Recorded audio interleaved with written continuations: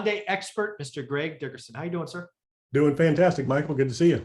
To see you as well. So I wanted to ask you about something I've heard Grant Cardone, Robert Kiyosaki, and Ken McElroy talk about in the last 10 days. They are now using this term real estate super cycle. I think I understand what they're talking about, but I thought maybe we should talk about it. What do we see out there? So when you hear this, and again, I may be surprising you with this verbiage, but when you hear real estate super cycle going on right now, what do you think? What do you think they mean?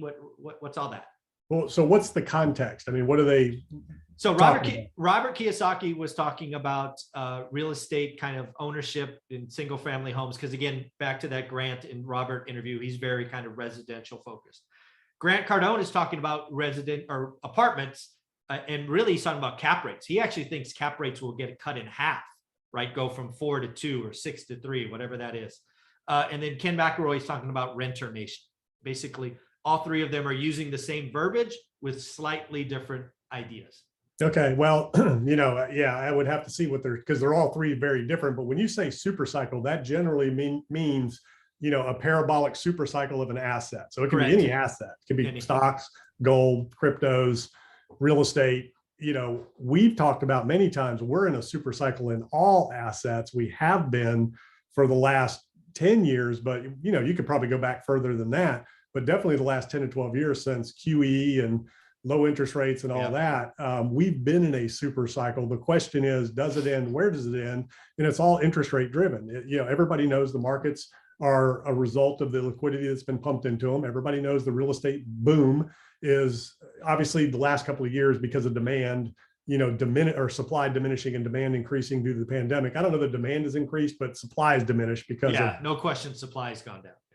The pandemic. The demand's probably the same as it's always been, although it's probably increased because rates are so low. And what's interesting is, you see the feedback we get when we talk about interest rates. I keep forgetting that a lot of the buyers now and a lot of people entering the market here now in the last 10 years have never seen interest rates higher than where they are now. So to them, 3%, 4%, that's, or sub 3%, that's normal. Yeah, we talk about 5%. They think it's like the 80s. I'm like, the 5%? Right. What, are you kidding me? Yeah, they've just never seen the rates that we talk about, just like we never saw the rates our parents talk about, where it was double digits. You're right. Yeah. For us, it was single digits. I saw double digit rates, but it was very briefly. When I bought my first house back in 1990, 89, 90, it was 10%, 9%. Now, for most of the millennials trying to buy and the younger people that are coming up, I mean, they've never seen interest rates above probably 4%.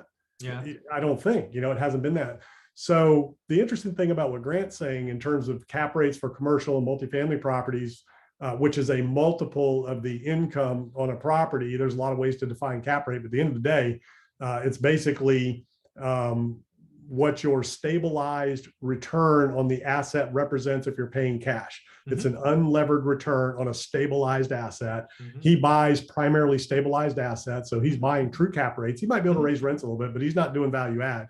So he's actually, if you were paying cash on a 4 cap, that means you're going to get a 4% net operating income out of that property after all your expenses before any kind of debt service. So to say that cap rates are going to be cut in half is, to me, well, it just can't, because your rates can't go that low. I think we're at max on cap rates, and some funds are paying cash for some properties, but at some point with CapEx reserves and operational costs and things like that, you've got to have a certain amount of spread in order for that property to maintain itself. I agree. So you're buying properties at 3% cap rates in some areas. You just can't get any lower than that because it just won't work. You can't finance it. Yeah. When I hear these talk, basically what I hear these gentlemen, and again, it's 10-minute clips. So who knows what they really think, right? It could have been spliced together in a way to mislead me, the viewer. But really what they're saying is all of these guys expect the Fed to raise rates and then frankly, give up and lower them again. The only way I see this whole real estate super cycle just continuing to the moon is if rates go lower, right? If we have a 30-year mortgage with a 1 on it, I don't see it. I think we're in for transactions slowing down. I think the 30-year mortgage is going to have a 5 on it before it has a 1 on it. But yeah, it's very interesting times. Well, you have to remember, so mortgage rates are based off of treasury yields. They're not, treasury rates. They're not based off the Fed rate. Correct. In residential. So, treasuries are going up. Mortgage rates have gone up and they're continuing to go up. So refinance demand has been down. Housing demand is still kind of there, but it's starting to wane a little bit. But we don't know what the Fed's going to do right now. If the economy in the Fed's eyes looks strong, if we keep adding jobs and inflation keeps rip roaring, which we're going to see another CPI print this week. We're going to see more jobs reports this week. So if CPI is high again and jobs are up, then the Fed said, the key to what the Fed said that spooked the markets last week or 2 weeks ago, whenever the Fed was that we have a lot of room to raise rates. A lot of room. The strength of the economy. Exactly.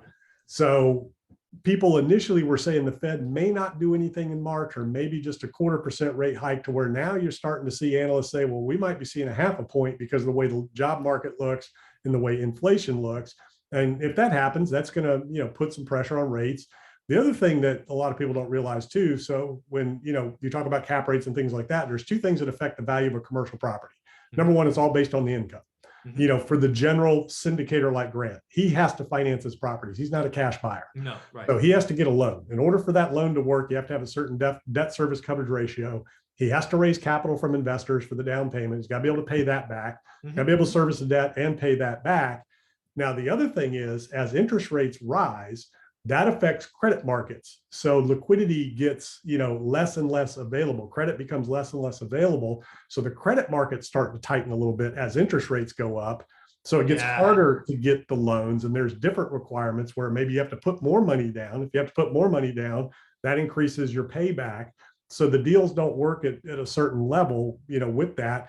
And with the way rents have gone up, you can't necessarily depend on the ability to continually raise rents. I agree. At some point, you're going to get pushback, and the market's going to shift, and you're going to have to drop them a little bit. So it's interesting. I mean, there is a super cycle across the board, and that's what you're probably with McElroy talking about rents. Rents have reached all-time highs, values of properties have reached all-time highs, markets have reached all-time highs, and without the Fed propping all that up and boosting it, it's not sustainable. No, I agree. And something I've gone back to look at the last 5 or 6 days is actually Q4 2018. Why did I do that? 2018 was the last time the Fed tried to extract QE from the system, and it didn't go well. At that time, they tried to extract about $500 million, 500 million. There's talk about them having to reduce $2 trillion in excess liquidity in the next 12 months. I got to tell you, that freaks me out, because by doing that, I don't know, rates have to go up, right? They're now going to become a net seller, and there's not as many buyers, and that's what drives rates up. Exactly.